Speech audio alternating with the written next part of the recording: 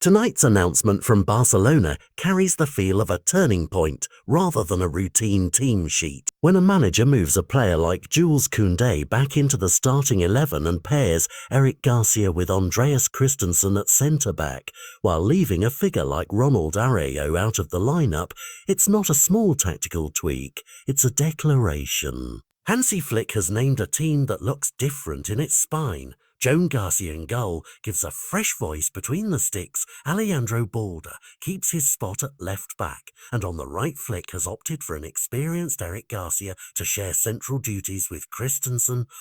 A choice that emphasises ball progression and positional calm over the sheer physicality Araújo offers. That decision alone rewrites how Barcelona might defend transitions and build from the back tonight.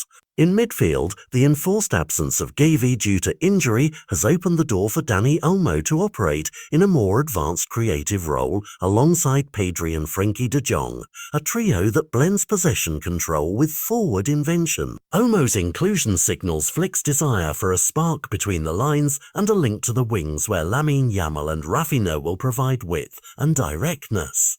Up front, Ferraz will once again lead the line despite the availability of Robert Lewandowski, a selection that underlines Flick's current trust in Torres' form and dynamism.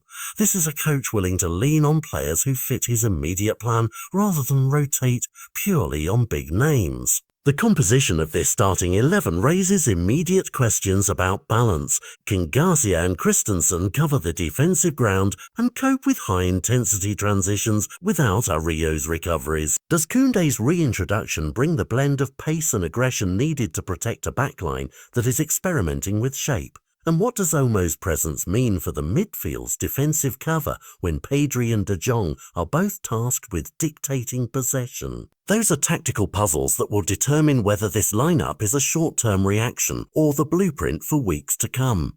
Beyond the X's and O's, there are personnel stories embedded in the 11.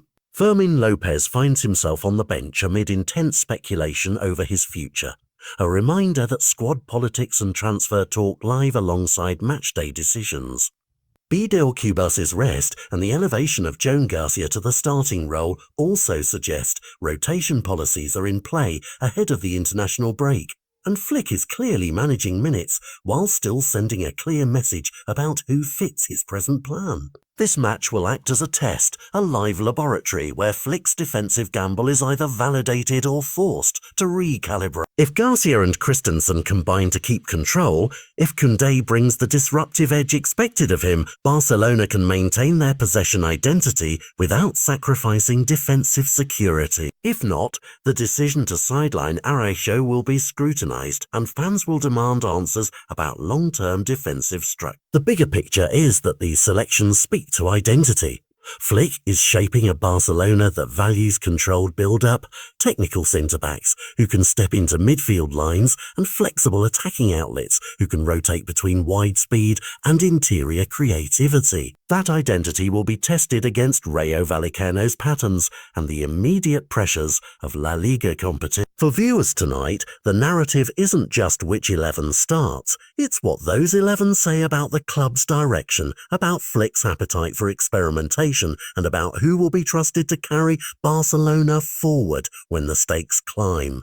Watch the backline's communication, study the midfield spacing when Olmo drifts between channels, and track Ferran's link-up play to see if this 11 can deliver the balance Flick is betting on. This is more than a match, it's a statement.